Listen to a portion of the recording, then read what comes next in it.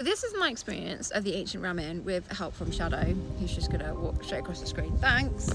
About a year ago now, I have done 2 visits to the Ram Inn. I was gonna do 4, but last 2 I couldn't make. The first one, not a lot happened. I didn't look up anything, so with my intuition and my psychic abilities, I managed to, I think I was right on apart from one spot. I got it wrong. I didn't even feel anything in that room.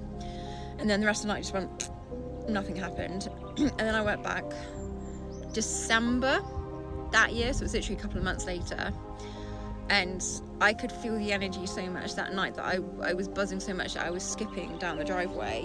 What had happened beforehand was at 6 a.m. that morning, I screamed myself awake from a dream that I had.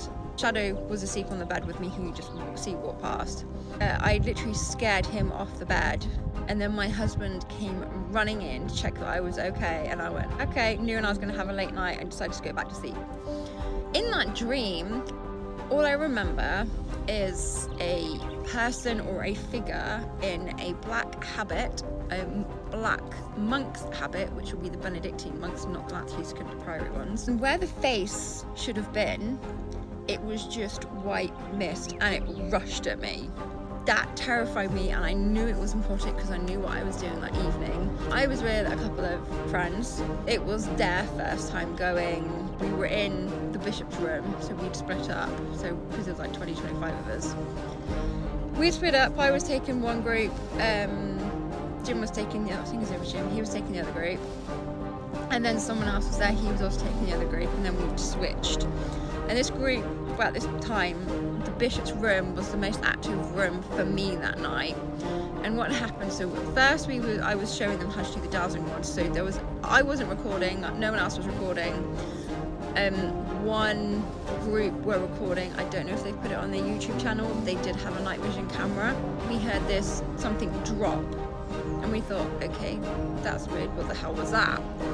And it turns out we were picking up everything on the floor, and it turns out it was a marble sat on the dressing table in the bishop's room with like a lace doily on the top, and it had dropped from a height. But the weird thing was, we had a cat ball right next to it, and the cat ball didn't go off once, but something picked up that marble and dropped it.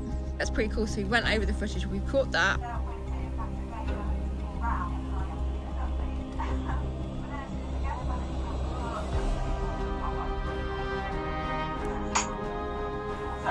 After that, I think we were in there for another, half hour. We went through the whole sitting in the chair thing. And then as we were leaving, I didn't notice it on the way in. I didn't notice it the first time I was at the Ram. By the door, as you exit the room, there is a portrait of the bishop in the bishop's room. Now this is a room where John, before he died, would say you had to knock just to make sure that it was okay to go in. Yeah, no one does that anymore, unless you know your history. And I didn't check until after this had happened, so next time I'm going again, I will knock, but I'm not setting foot in that room. And what happened, the portrait, I just zoned in on this portrait, and it was this, he was trying to suck the soul out of my body. I had the rest of the room, it sounded like I was swimming, it was in water, and everyone's voices sounded so far away. Friend Lucy literally was shouting at me, and then she had to physically drag me away.